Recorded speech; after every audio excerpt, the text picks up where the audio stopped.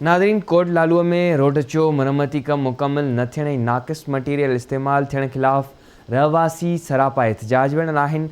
उन ई हवाले सां रिपोर्ट करे रहियो आहे ज़ुबैर मरी। कोटलालू चौक का कोटलालू रेलवे स्टेशन ताईं ठहंदड़ लिंक रोड में ठेकेदार पारां अमले जी मिली भगत सां नाक़स मटीरियल इस्तेमाल करे लखें रुपयनि जी बजट हड़प करण जा मनसूबा तैयार करे छॾिया। उन सिलसिले में इलाइक़े वासियुनि आवाज़ टीवी न्यूज़ सां ॻाल्हाईंदे चयो त जेको रोड ठहे थो 30-40 सालनि खां पोइ कोटलालू वारो खां स्टेशन ताईं, इन जे बारे में आवाम शिकायतूं कयूं आहिनि।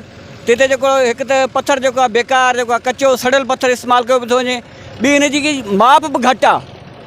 असां जेके बि वसवारा इदारा आहिनि, हुकूमत सिंध आहे, उनखे अपील था कयूं त महिरबानी करे ही जेको नाकारा पथर इस्तेमालु कयो पियो थो वञे ऐं पथर जी माप बि घटि आहे, इन जो फौरी तौर ते एक्शन खयो वञे ऐं ठेकेदार खे पाबंद बणायो वञे त हीउ जेको मटीरियल आहे सही इस्तेमालु करे।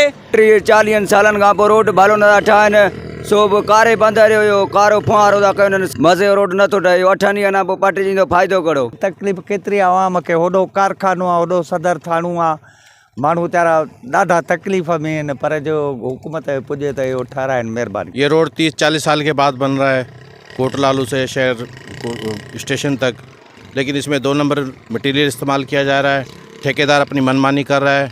हम ठेकेदार को मुतमन्ना करते हैं, चौदगी, कोटलालू और दरिया खान मरी की आवाम कि इस रोड को अगर सही नहीं बनाया गया तो शदीद एहतजाज किया जाएगा। जैसे ही जो रोड आहे 30-40 सालनि खां पोइ जेको आहे ठहे पियो, हिन रोड में सिर्फ़ु नाक़िस मटीरियल इस्तेमालु थी रहियो आहे। असां आला अख़्तियारनि खे अपील था कयूं त इन ठेकेदार ख़िलाफ़ कानूनी कार्रवाई करे। इलाइक़े वासियुनि जो चवणु आहे त रोड में नाक़स मटीरियल इस्तेमालु थियण सबबि रोड कुझु ई ॾींहंनि में अंधा उखड़ी वेंदो। हिननि मुतालबो कयो आहे सिंध जे वॾे वज़ीर ऐं ॿिनि आला अमलदारनि खां त करप्ट ठेकेदार ऐं ॿिए अमले ख़िलाफ़ कार्रवाई करे रोड जो कमु बहितर कराए वञे। कैमरामैन नज़र कासिखिल सां गॾु ज़ुबैर मरी, आवाज़ टीवी न्यूज़, कोटलालू।